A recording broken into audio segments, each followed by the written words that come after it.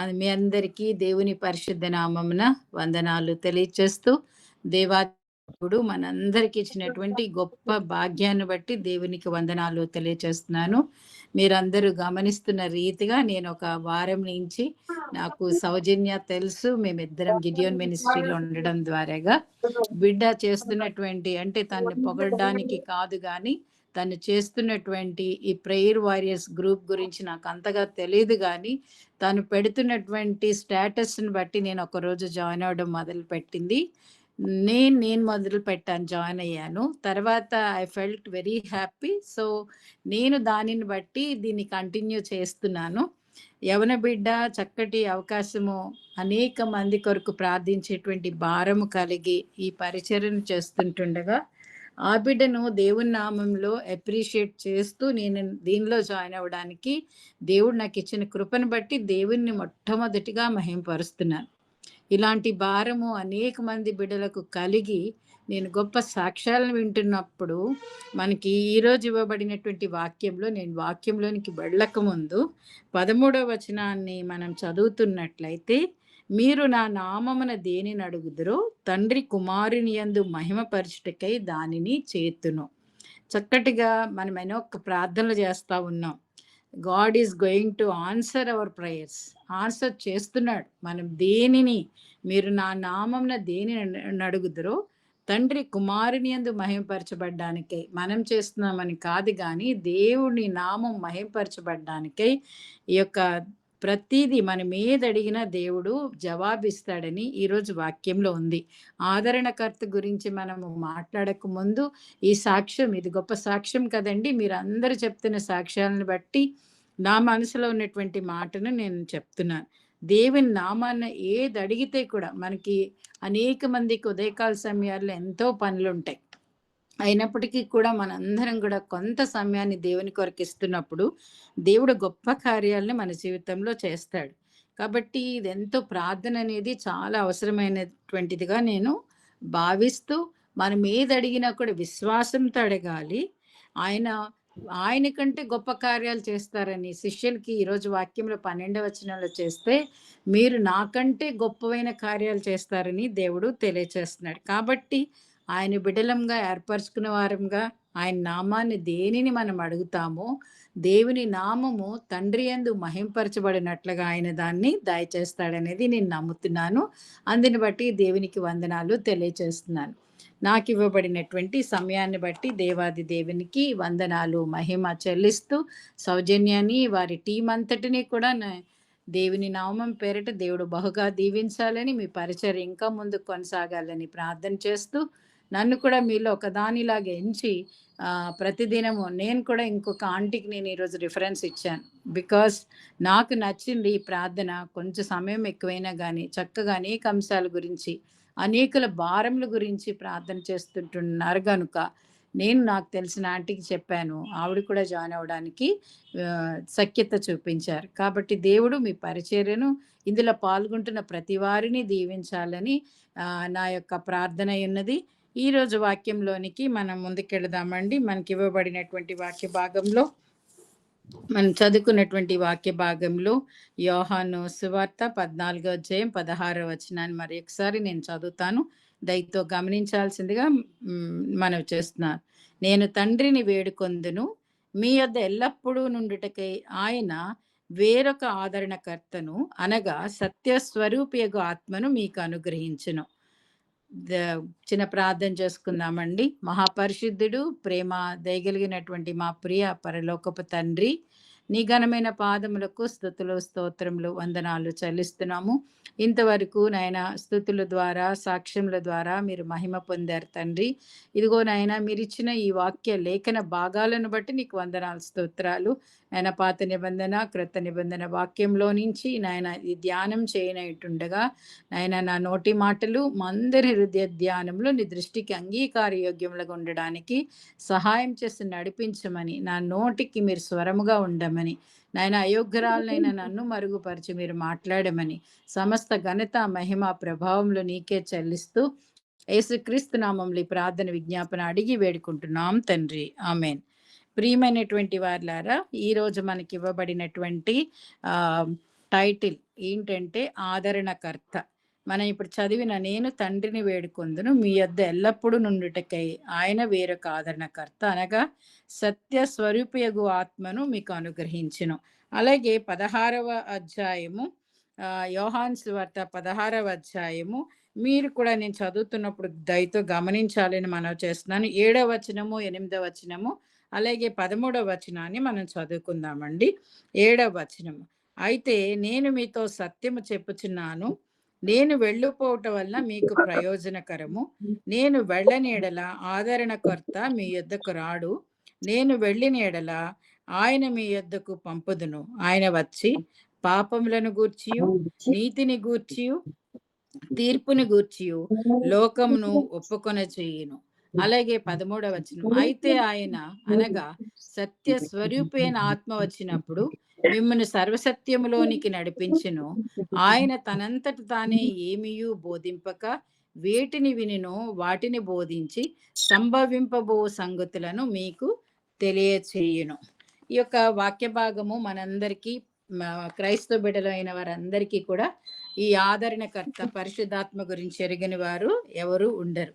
ఇది ఎటువంటి సందర్భంలో జరిగింది అని అంటే యేసు ప్రభువారు 13వ అధ్యాయం యోహాను సువార్త 13వ అధ్యాయము మొదటి ఈ సందర్భం ఏంటి, ఈ వాక్యం ఏ సందర్భంలో చెప్పబడింది అని అంటే యేసు ప్రభువారు 13వ అధ్యాయం మొదటి వచనంలో చూస్తే తాను ఈ లోకము నుండి తండ్రి యొద్దకు వెళ్ళవలసిన గడియ వచ్చినని యేసు పస్కా పండుగకు ముందే ఎరిగిన వాడే.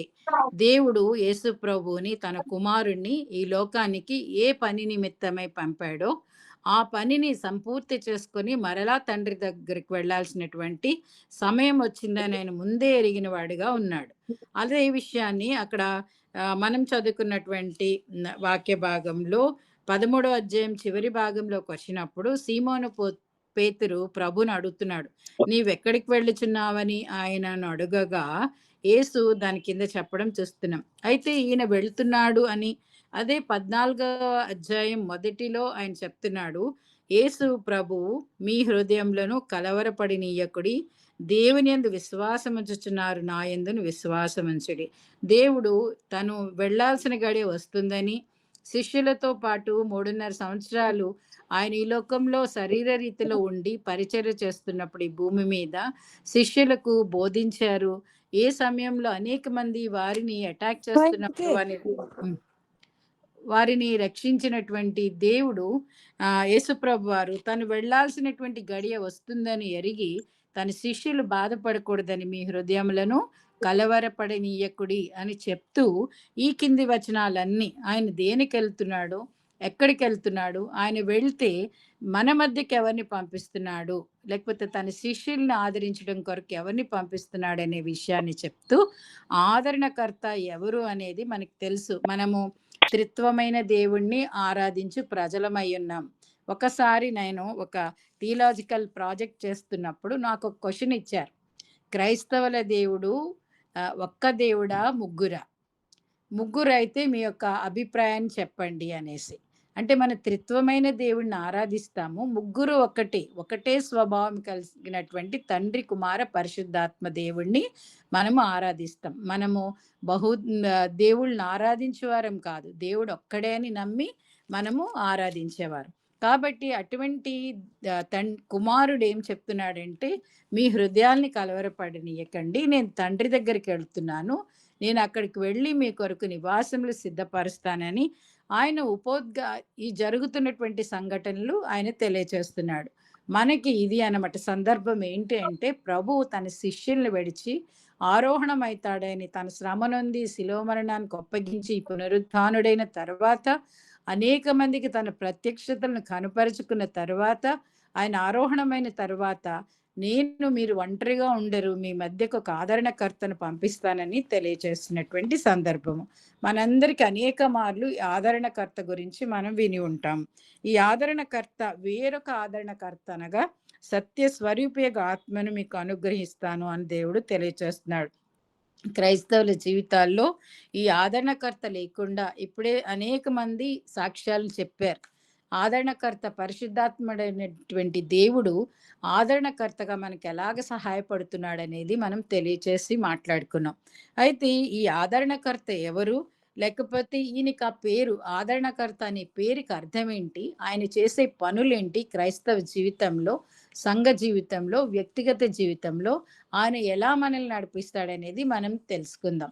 ఆదరణకర్త అనేటువంటి ఈ మాట లేకపోతే సత్యస్వరూపైనటువంటి ఈ ఆదరణకర్త గురించి గ్రీకు పదం ఏమి వివరిస్తుంది అనంటే పెరాక్లిటోయిస్ అంటే పెరాక్లిటోస్ అనగా ఈ పెరా అంటే పక్కన అలాంగ్ సైడ్ మన ప్రక్కన నిలువబడి కెలీన్ కెలియన్ అంటే టు కాల్ అంటే మన ప్రక్కన నిలబడి మన కొరకు మనతో పాటు ఉండి సహాయపడేవాడని.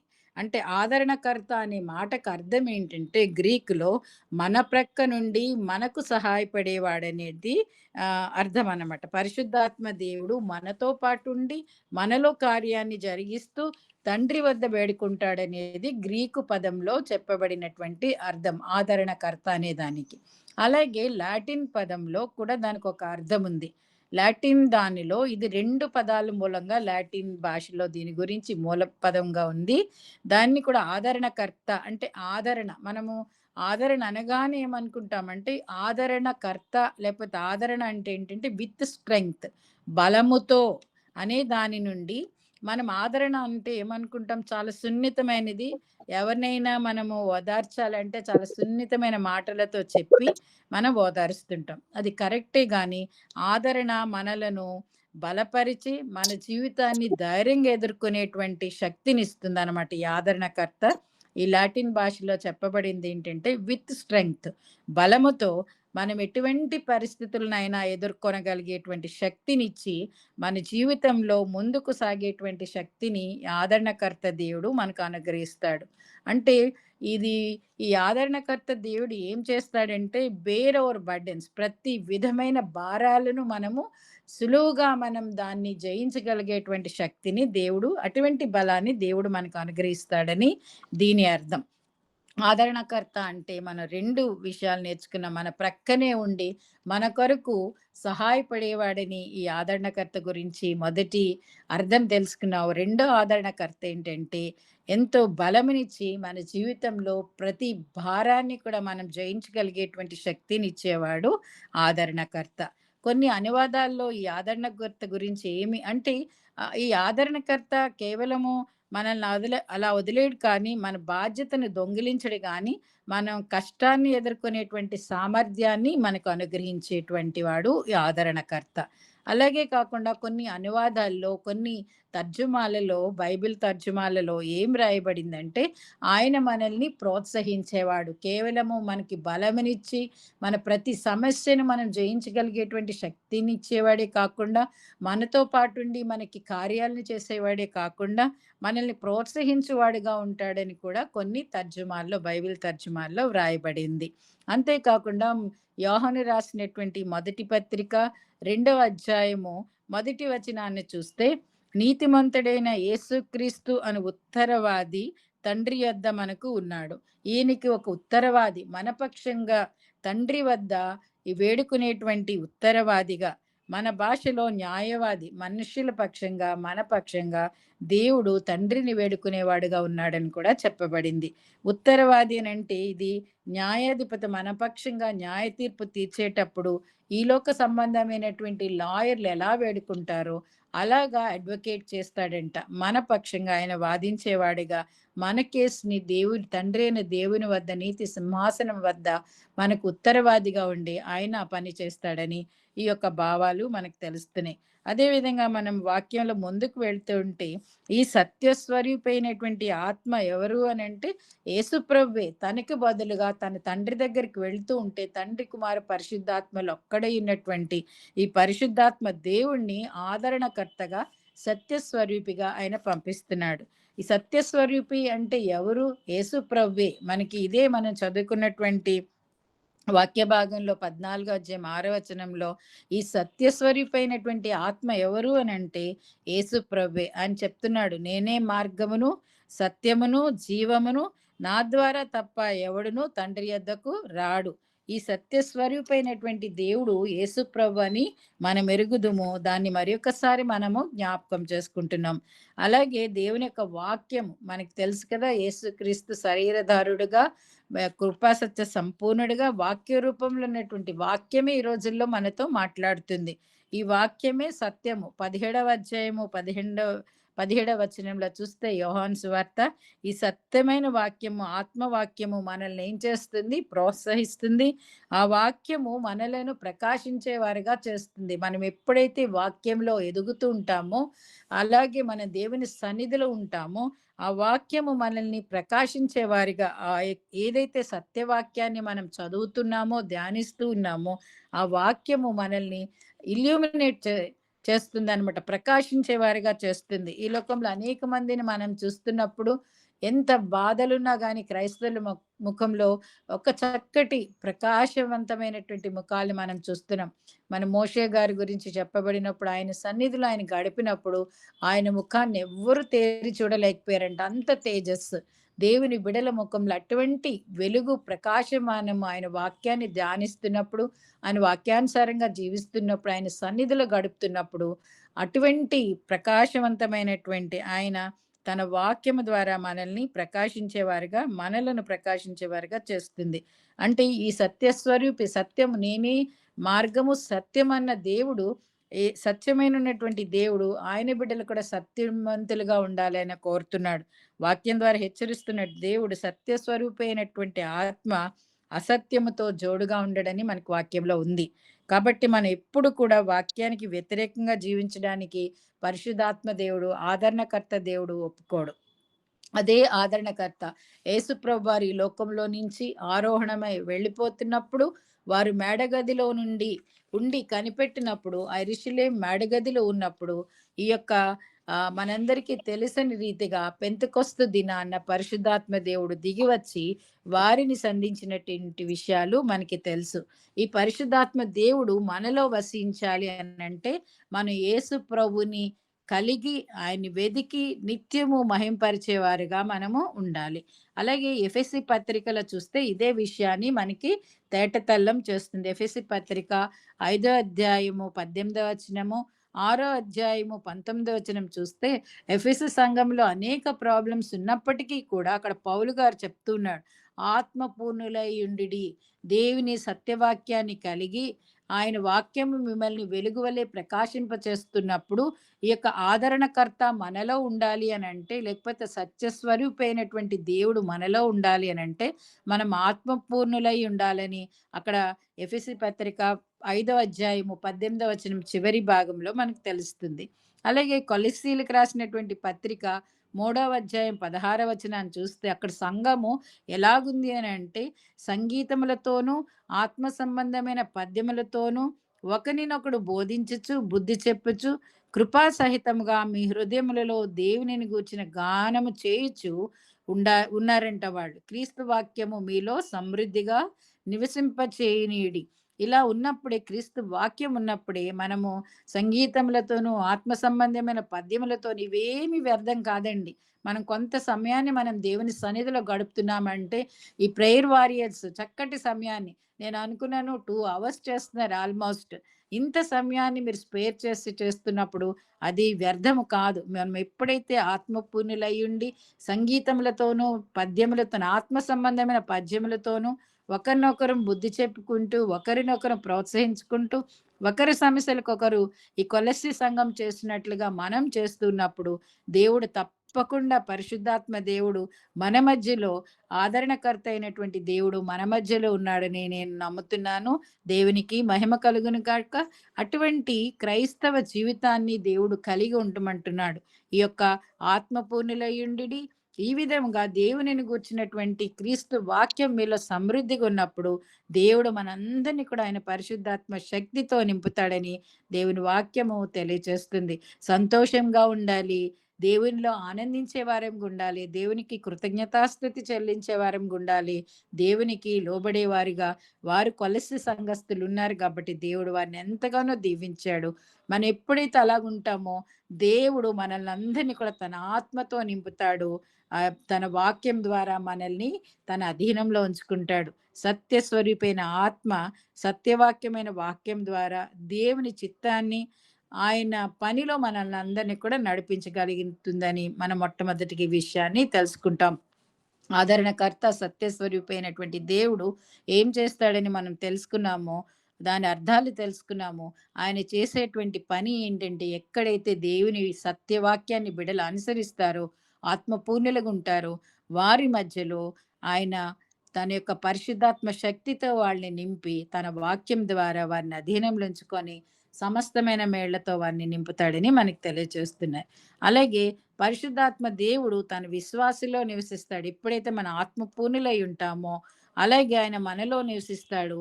ఆయన వరంగా తండ్రి ద్వారా కుమారుడు వేడుకొనుట ద్వారా ఈ పరిశుద్ధాత్మ మన మధ్యకు వచ్చింది. ఆయన అదే కదా చెప్తున్నాడు.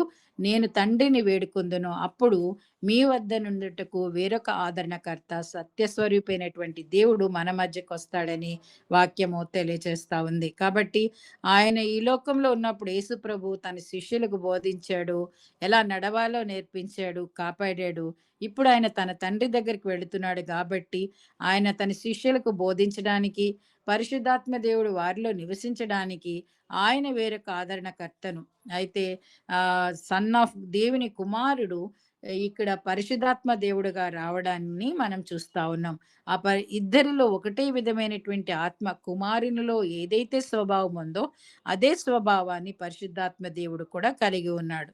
అదే మనకి ఇంకా పరిశుద్ధాత్మ ఏం చేస్తుంది అని అంటే మన జీవితాల్లో 14వ అధ్యాయము 18వ వచనం మనకి ఈరోజు ఈ ఆదరణకర్త సత్యస్వరూపైనటువంటి దేవుడు మీ హృదయంలను కలవరపడనీయకుడి అని చెప్పాడు. ఇలాగ ఎటువంటి కలవరం కలిగి ఉన్నామో మనకి ఈరోజు తెలియదు.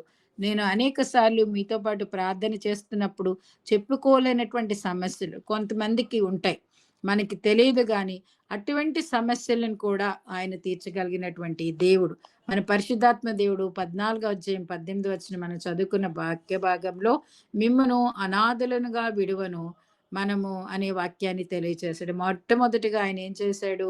మీ హృదయములను కలవరపడనీయకుడి. అనాథలు అంటే ఎవరండి?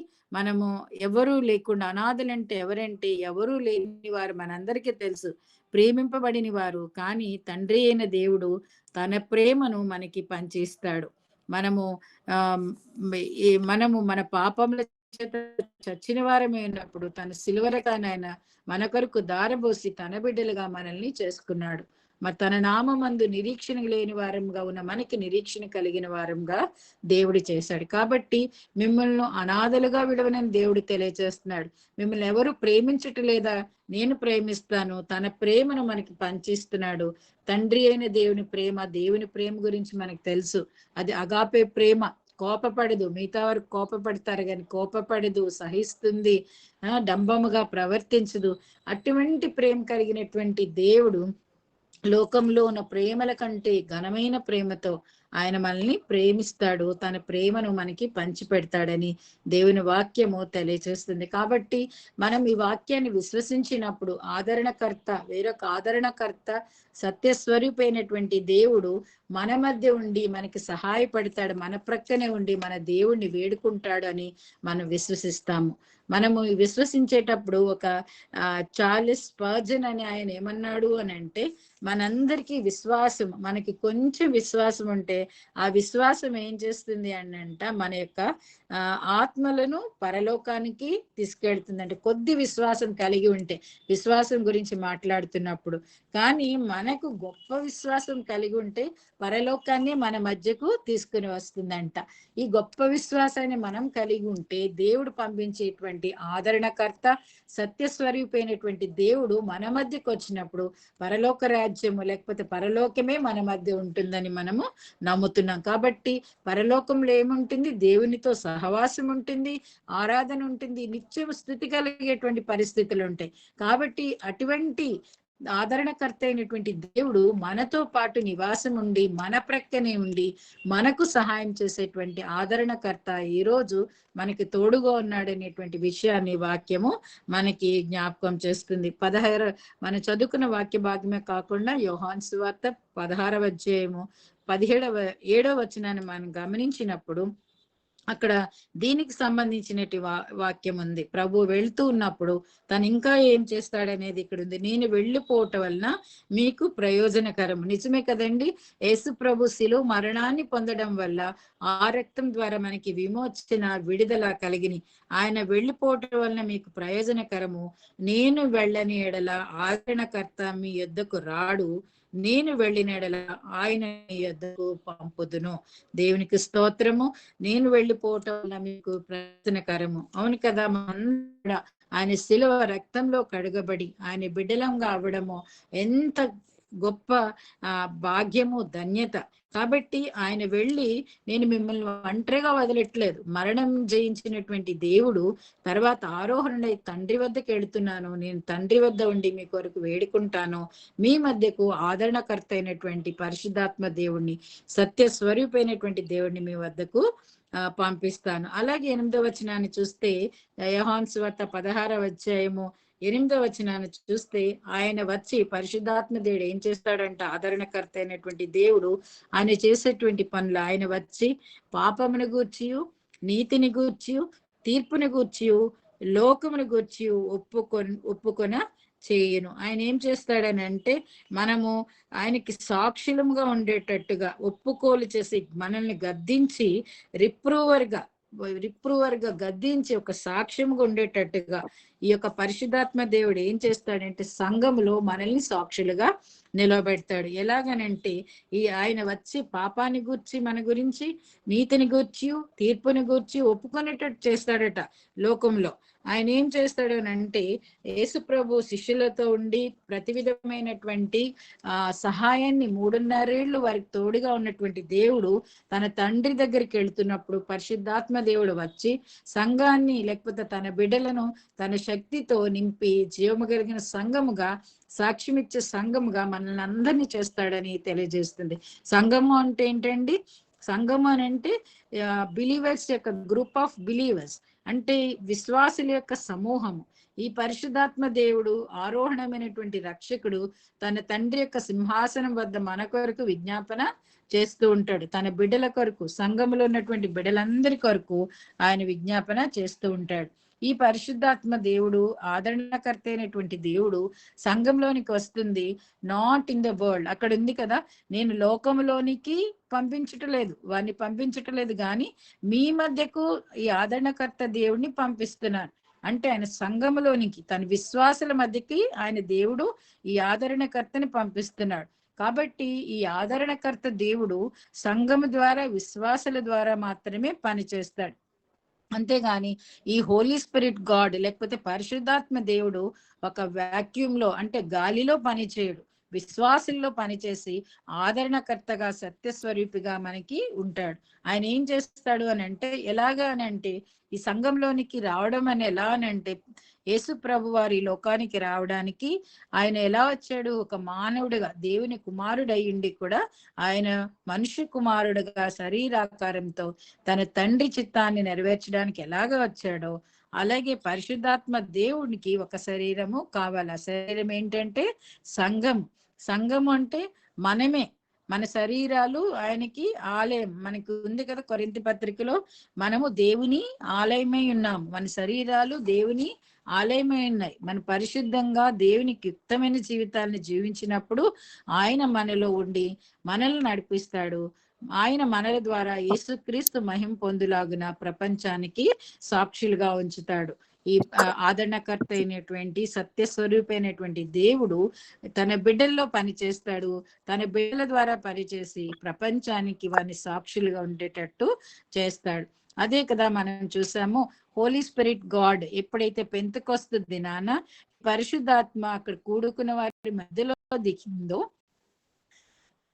ముఖ్యంగా పేతుర్ని ఎంతో శక్తితో నింపి అనేక మంది ఆయన వాక్యాన్ని బోధించినప్పుడు వినుచున్న వారిలో పాపాన్ని ఒప్పుకునేటట్టుగా చేసింది. ఒక్క నిమిషం. అనేక మంది రక్షణకి కారణమైందనమాట. ఈ పరిశుద్ధాత్మ దేవుని చేత అప్పటి వరకు దేవుణ్ణి ఎరగనని బొంకినటువంటి పేతురు ఆ పరిశుద్ధాత్మతో నింపబడిన తర్వాత is empowered with Holy Spirit. ఆయనతో నింపబడి అనేక మంది ఆయన వాక్యం విన్న వారందరూ కూడా సంఘంలో చేర్చబడ్డారనేటువంటి సాక్ష్యాన్ని మనం చూస్తున్నాం. అలాగే పేతురు గారిని ఎలా అయితే తన ఆదరణకర్త ఆత్మస్వరూపైనటువంటి పరిశుద్ధాత్మ అక్కడ నింపబడిన తర్వాత ఆయన ఎలాగ మారాడో, ఇప్పుడేటువంటి ఆ పేతురు నీళ్ల మీద నడవడానికి ఒక్కోసారి మునిగిపోయినప్పుడు కూడా మనకి సందర్భాలు తెలుసు, పేతురు జీవితాన్ని మనం చూసినప్పుడు. కానీ ఆ పేతురు అంత గొప్పగా ఎంపవర్డ్ చేయబడి, అంటే దేవుని యొక్క పరిశుద్ధాత్మ శక్తితో నింపబడి ఆయన వాక్యాన్ని బోధించినప్పుడు బోధయందు నిరీక్షణ ఉంచి లేకపోతే నమ్మి అనేక మంది సంఘాల్లో చేరినట్టుగా మనం చూస్తా ఉన్నాం. ఈ పరిశుద్ధాత్మ దేవుడు పాపాన్ని గురించి ఒప్పింపజేస్తుందని ఇప్పుడు మనం పేతురు గురించి చూసినప్పుడు ఆయన పాపాన్ని గురించి ఒప్పింపచేసి గొప్ప సువార్థికుడిగా లేకపోతే ప్రభు పరిచర్య చేసేటువంటి శిష్యుడిగా, ఒక ఎవాంజలిస్ట్ గా, అపోస్తులుడిగా ఆయన అయినట్టుగా మనం చూస్తున్నాం. అలాగే నీతిని గూర్చి పాపాన్ని గూర్చి ఒప్పింప చేయడం అంటే మనకేం చేస్తుందనంటే మన పక్షంగా ఆయన ఇంకా నశించిపోయేటువంటి ఆత్మల పక్షంగా ఆయన దేవుడు మనల్ని వాడుకుంటాడు. తీర్పు జరిగేటప్పుడు నీతిని గూర్చి పాపాన్ని గూర్చి మనకి తీర్పు జరిగేటప్పుడు ఈ పరిశుద్ధాత్మ దేవుడు మన పక్షంగా, మనం మొట్టమొదటిగా చెప్పుకున్నాం కదా, అడ్వకేట్ చేస్తాడంట, మన పక్షంగా దేవుణ్ణి వేడుకుంటాడట, ప్లీడ్ చేస్తాడట. అలాగే నీతిని గూర్చి పాపాన్ని గూర్చి ఒప్పింపచేసి మనలో ఉన్నటువంటి పాపాలను ఒప్పింపచేస్తాడు. ఈ మనలో ఉన్న పాపం మన క్రైస్తవులు అనుకుంటాము మనం దేవుని యొక్క రక్షణ కిందకి వచ్చాం కనుక మనలో ఏ పాపము లేదని. కొన్నిసార్లు చిన్న పాపం, అవిశ్వాసం అనేటువంటి పాపం మనలో ఎక్కువ ఉంటుంది. అవిశ్వాసం అనేటువంటి పాపాన్ని నుంచి కూడా, చిన్న పాపం మీద కానీ దాని నుంచి కూడా దేవుడు మనల్ని కాపాడుతాడు. అంటే ఒక వ్యక్తి తనకున్నటువంటి చెడు అలవాట్లన్నీ మానుకున్నంత మాత్రాన పరలోక రాజ్యంలో వెళ్ళడు, అతను నరకానికే పాత్రుడిగా అవుతాడు. కానీ పరిశుద్ధాత్మ దేవుడు పాపిని నీతిమంతులుగా చేయగలడు. మన అలవాట్లను మార్చుకున్నంత మాత్రాన మనం పరిశుద్ధులం అవ్వం, కానీ పరిశుద్ధాత్మ దేవుడే మనల్ని పాపాన్ని ఒప్పింపచేసి నీతిమంతులుగా చేస్తాడు. అదే కదా, లోక పాపంలను మోసుకొని పోయేటువంటి దేవుని గొర్రెపిల్ల మాత్రమే నీతిమంతుడు. మన ఎవ్వరం కూడా, మన నీతి ఎటువంటిది, బహుభయంకరమైనటువంటి మురికి గుడ్డ వంటిది. ఆ మురికి ఉంటేనే ఒక్కోసారి మనం ఎంత అసహించుకుంటాం. ఆ మురికి గుడ్డ చూసినప్పుడు చాలా అసహించుకుంటాం. ఒక్కొక్కసారి మన జీవితాలను మనం పరీక్షించుకుంటే మన నీతి మురికి గుడ్డ వంటిదని దేవుడు చెప్తున్నాడు. కాబట్టి ఆయన వాక్యము మనల్ని ప్రకాశింపచేస్తుంది. ఆదరణకర్త అయినటువంటి సత్యస్వరూపైనటువంటి దేవుని యొక్క వాక్యము, సత్యమైనటువంటి వాక్యము తన వెలుగులో, ఆ వాక్యపు వెలుగులో మనల్ని పాపములను చూపించినప్పుడు, మన నీతిని చూపించినప్పుడు, అది మురికి గుడ్డ వంటిదిగా ఉన్నప్పుడు మనం మెరిగిన వారమే. ప్రభువా నీ రక్తములో అటువంటి పాపాన్ని కడగమని ప్రార్థన చేయాల్సినటువంటి వారుగా ఉంటున్నాం. ఈ యొక్క లోకము పరిశుద్ధ చూడలేదు, పరిశుద్ధాత్మ దేవుడు తన విశ్వాసుల ద్వారా తన్ను బయలుపరుచుకుంటాడు. లోకం చూడదు, మనల్ని హేళన చేస్తుంది, దేవుని వెంబడించే వారిని హేళన చేస్తుంది. మీరు చూస్తున్నారు కదా, మనం అనేక ఛానల్స్ లో చూస్తున్నప్పుడు ఎవరైతే విశ్వాసులు లేకపోతే సేవకులు వాక్యాన్ని బోధించినప్పుడు ఆ వాక్యాన్ని వక్రీకరించేవారు ఈ మధ్య చాలా ఎక్కువైపోయారు. కానీ ఈ యొక్క పరిశుద్ధాత్మ మనము సాక్షులుగా ఉండడానికి గొప్ప ఆధిక్యతని ఆయన బిడ్డలమైన మనకి ఎంతో గొప్ప బాధ్యతను దేవుడు మనకి అనుగ్రహించాడు. సాక్ష్యం చెప్పడం ఇప్పటి వరకు చెప్పారు కదా, ఆ సాక్ష్యం చెప్పడం ఒక గొప్ప ఆధిక్యత అందరికీ ఉండదు. వారి జీవితాలు అనేక మేళ్లు జరుగుతాయి, చెప్పగలిగేటువంటి సామర్థ్యం ఉండదు. ఆదరణకర్త అయినటువంటి దేవుడు ఆ మనసునిస్తేనే తప్ప వారు చేయలేరు. దేవుడు మనల్ని నీతిని గూర్చి, పాపంను గూర్చి, తీర్పుని గూర్చి ఒప్పింపజేసేటువంటి మనసును కలుగజేసి మనం గొప్ప సాక్షులుగా ఉండేటువంటి ఆధిక్యత దేవుడు ఎంతో మనకు అనుగ్రహిస్తాడు. ఈ పరిశుద్ధాత్మని గురించి సాక్ష్యం ఇచ్చేటువంటి ఈ ఆధిక్యత ఎలా ఉంటుందంటే అది గొప్ప బాధ్యత. ఏదో ఒక్కసారి చెప్పేసి వదిలేటువంటిది కాదు గాని, సరైన వ్యక్తుల వద్దకి సరైన వాక్యంతో, ఓపికతో ప్రభువును మహింపరిచేదిగా మనల్ని చేస్తూ ఉంటుంది. ఒక వ్యక్తికి మీరు వాక్యం చెప్పాలి, లేకపోతే మన సాక్ష్యం చెప్పాలి మనము అనంటే, ఆ వాక్యం ద్వారా వారిలో మార్పు రావాలి అని అంటే మన సాక్ష్యము గొప్పదిగా ఉండాలి. అటువంటి గొప్ప సాక్ష్యం ఇచ్చేటువంటి శక్తిని, సామర్థ్యాన్ని ఆయనే మనకి అనుగ్రహిస్తాడు. ఈ పరిశుద్ధాత్మ దేవుడు ఏం చేస్తాడంటే, మనం చూసాము, పాపమును గూర్చి, నీతిని గూర్చి, తీర్పుని గూర్చి ఒప్పుకోలు చేసి గొప్ప సాక్షులంగా ఉండేటట్టు చేస్తాడు. అదే విధంగా ఇంకా ఏం చేస్తాడంటే, పరిశుద్ధాత్మ దేవుడు మనకి సరైనటువంటి మార్గదర్శకంగా మనకి బోధించి గొప్ప మార్గదర్శిగా ఉండేటట్టుగా చేస్తాడు. యేసు ప్రభు తన శిష్యులకు బోధించినప్పుడు ఎటువంటి సమయంలో ఏ విధమైనటువంటి బోధ అవసరమో, కొన్నిసార్లు వారి శిష్యులు యేసుప్రభు వారు 3 రోజులు ఆయన కొండ మీద ప్రసంగం చేస్తున్నప్పుడు అనేక మంది వచ్చి ఆయన బోధ వింటూ ఉన్నప్పుడు కొన్ని విషయాల్లో వారు బోధరైనట్టుగా చూస్తాం. యేసుప్రభు వారికి ఆహారం పెట్టమన్నాడు. అప్పుడు వారు అనుకున్నారు, ఇంతమందికి ఎక్కడి నుంచి తీసుకొస్తాం? కానీ అప్పుడు ఆయన చెప్పాడు, మీరు వారిని పంక్తులుగా కూర్చుండబెట్టమని చెప్పాడు. ఎవరి వద్ద ఏమైనా ఉన్నదా అని అడిగాడు. ఇంతమందికి భోజనం పెట్టాలంటే ఎంత ఖర్చు అని వారు ఆలోచించారు. ప్రభు కార్యాన్ని ప్రభుతో పాటు ఉండి గ్రహించలేనటువంటి మనస్తత్వం. కానీ అటువంటి సమయంలో దేవుడు వారి మధ్య ఒక గొప్ప కార్యాన్ని చేశాడు. యేసుప్రభు వారు తన శిష్యులకు ఎక్కడ ఎలాంటి అవసరం ఉన్నా, లేకపోతే ఎలా బోధించాలో, వారు ఎలా నడుచుకోవాలో, వారిని పరిచర్యకు పంపించేటప్పుడు వారు ఏ విధంగా నడుచుకోవాలని చెప్పి మరీ పంపించిన సందర్భాలు మనం ఎరుగుదాం. కాబట్టి ఎటువంటి సమయంలో ఏ విధమైన బోధ అవసరమో, నిన్ననో మొన్ననో మనం చెప్పుకున్నాం, పరమ గురువు. ఆ పరమ గురువు మనం ఎలా నడుచుకోవాలో ఈ లోకంలో మనకి తెలియచేశాడు, శిష్యులకు తెలియచేసిన మార్గదర్శిగా ఉన్నాడు. కాబట్టి ఆయన గొప్ప బోధకుడు. పరిశుద్ధాత్మ ద్వారా మనం ఈ లోకంలో ఎలా నడుచుకోవాలో తన శరీరాకారంతో ఉన్నప్పుడు తన శిష్యులకు తెలియచేశాడు.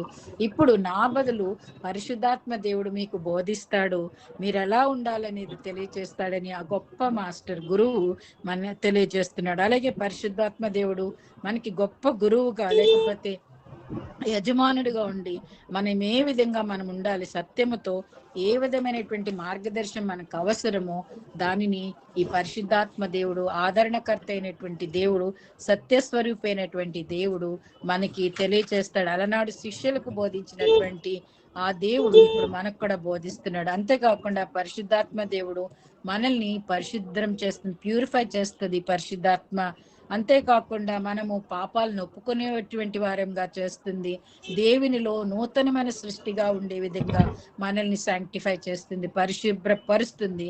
అంతేకాకుండా ప్రభు కొరకు పరిశుద్ధాత్మ దేవుడు మనం ఫలించే వారంగా, ఆత్మ ఫలములు ఫలించి అనేక మందికి మనము దేవునిని చూపించే వారంగా ఉండడానికి మనల్ని సిద్ధపాటు చేస్తుంది. ఎలాగైతే పేతురు గారు పరిశుద్ధాత్మతో నింపబడినప్పుడు ఆయన బోధ విన్నవారు, ఆయన వాక్యం విన్నవారు ఎలాగైతే మార్పు పొందారో, అలాగ సంఘంలో నానాటికి చేర్చబడే విధంగా దేవుడు మనకి సహాయం చేస్తాడు.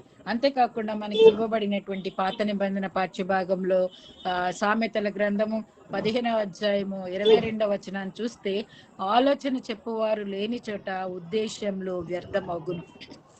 ఈ ఆలోచన అంటే మనం చేసేటువంటి ప్రతి అనేకమైనటువంటి మన జీవితంలో అనేకమైనటువంటి ప్రణాళికలు చేస్తాం. ఈ ప్రణాళికలు మనం చేసేటప్పుడు దానికి మూలము ఒక ఆలోచన. ఆ సరైన ఆలోచన, నిర్ణయాలు చేసుకునేటప్పుడు ఎక్కువ ఏం చెప్తున్నా, ఆలోచన చెప్పువారు లేని చోట ఉద్దేశంలో వ్యర్థమవుతాయంట. ఒక ఉద్దేశం సఫలపడాలి అని అంటే ఆలోచన చెప్పువారు ఉండాలట. ఆలోచన చెప్పువారు లేని చోట అనేకమైనటువంటి ఆలోచన కర్తలను ఇన్వాల్వ్ చేస్తే ఆ యొక్క ఉద్దేశము సఫలమవుతుంది అని దేవుడు వాక్యం తెలియజేస్తుంది. అంటే ఇంకా మనకి ఈ పరిశుద్ధాత్మ దేవుడి గురించి మనం మాట్లాడితే ఆయన ఏం చేస్తాడంట, కౌన్సిలర్గా ఉన్నాడట. పరిశుద్ధాత్మ దేవుడు ఆలోచన కర్తగా ఉంటాడంట, మనకి జ్ఞానం ఇచ్చి ఆయన నడిపిస్తాడంట. ఇలాగే మనకి ఇక్కడ చూస్తున్నప్పుడు కౌన్సిల్ మీనింగ్ ఏంటంటే మనకి ఒక మార్గదర్శకాన్ని లేకపోతే చూపించేటువంటిది. కౌన్సిల్ అనే దానికి ఇంగ్లీష్లో అర్థం చూస్తే డైరెక్షన్, గైడెన్స్. మనం ఏ విధంగా దాన్ని చెయ్యాలి. ఒక పనిని మొదలుపెడుతున్నప్పుడు ఆ పని జయం గాని, అపజయం గాని కలిగేది ఎట్లా అనంటే ఆలోచన బట్టి. ఆలోచన చెప్పువారు లేని చోట ఉద్దేశంలో వ్యర్థమగును. స్వార్థపరుడైనటువంటి బుద్ధిహీనుడు ఎవరి ఆలోచన స్వీకరించడు. స్వసిత్తాన్ని అనుసరించి జీవిస్తాడు. కానీ అనేకమైనటువంటి ఆలోచనకర్తలుట రక్షణకి కారణము. దేవుని చిత్తానికి వ్యతిరేకమైనటువంటి మాటలు మాట్లాడి ఓటమిని కొంతమంది తెచ్చుకుంటారు. ఏదైనా ప్రణాళిక పూర్తి కావాలంటే మనకి మంచి ఆలోచనకర్తలు అవసరము. అలాంటి ఆలోచన లేకపోతే ఒక టీమ్ వర్క్ అనేది చాలా అవసరం. ఒకడు ప్రారంభిస్తే ఒక్కళ్ళ ద్వారానే అవ్వదు కానీ, ఇప్పుడు మనం ఎలాగైతే టీమ్‌లాగా పనిచేస్తున్నామో అటువంటి మంచి టీము మనకి అవసరం. కాబట్టి ఈ ఆలోచనకర్త ఇక్కడ దేవుడు ఇచ్చేటువంటి ఆలోచనకర్త దేవుని వాక్యం ద్వారా చేయబడినటువంటి ఆలోచనలు మనం చెప్తే అప్పుడు ఆ ఉద్దేశాలు వ్యర్థం కాకుండా ఉంటాయి. మంచి ప్రార్థనా పూర్వకంగా సరైనటువంటి ఆలోచన విధానంలో నడపగలిగేవాడు దేవుడు. అదే కదా మనకి యెషయా గ్రంథము 9వ అధ్యాయము 6వ వచనంలో చూస్తే మనకి యేసు ప్రభువారి గురించి చెప్పబడినటువంటి ప్రవచనాల్లో చక్కటిది ఉంటుంది. ఎలయనగా మనకు కుమారుడు అనుగ్రహించబడును.